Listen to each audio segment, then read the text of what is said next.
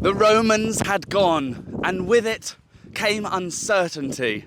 Britain was now an island of competing kingly states, rival groups warring over territory and land, resources, people. And this is the context of Devil's Dyke.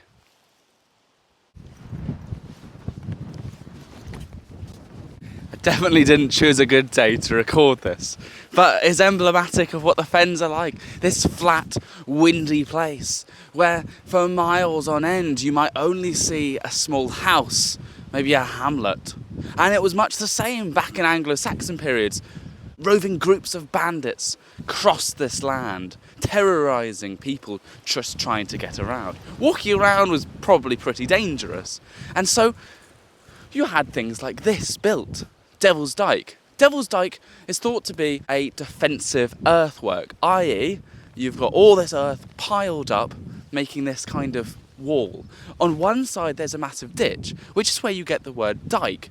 Dyke comes from Dick, and Dick is related to ditch. Radiocarbon dating from the 1990s suggests that this dates to the 6th or 7th centuries, which is a phenomenal time period. Almost 1.5 millennia old, and it's still standing, and in many cases as high as it was back then.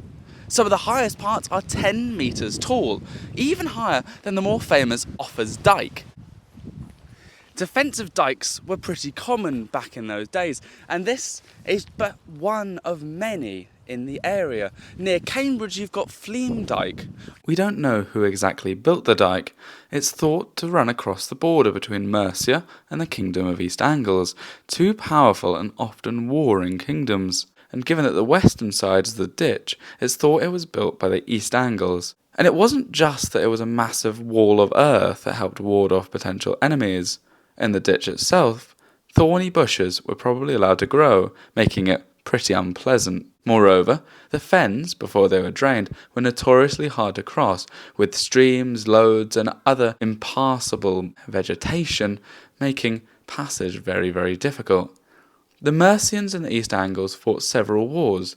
One Mercian king, King Penda, defeated the East Angles several times in the early 7th century, so they were a bit worried about them. Conflict was common between the two kingdoms for centuries. And if you think about it, 7 miles of this, the amount of labour, the amount of hands, the thousands and thousands of kilograms of soil, chalk and other sediment moved to make this, it was clearly very important, signifying, I think, that decline into uncertain post-Roman world, where fewer people were living in cities. You had places like London depopulating. People moved to farmland, and people would congregate around where they felt safe. This definitely helped.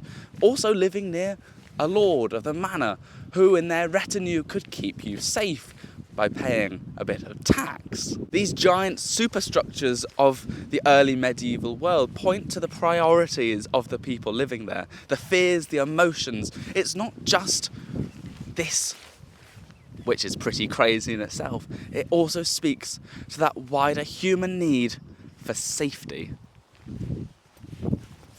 When we think of the Anglo-Saxons, we tend to think of the Dark Ages, this popular myth that post-Roman occupation of Britain, everything just went rubbish. People started living in mud huts and eating each other. But I think something like Devil's Dyke shows that that myth is just a myth. The Anglo-Saxons were, in different ways, as sophisticated as the Romans. Think, for instance, of Sutton Hoo, the marvellous burial ground with the ginormous longboat found in it.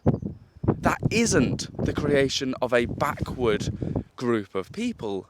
That is a group of people who knew what they were doing.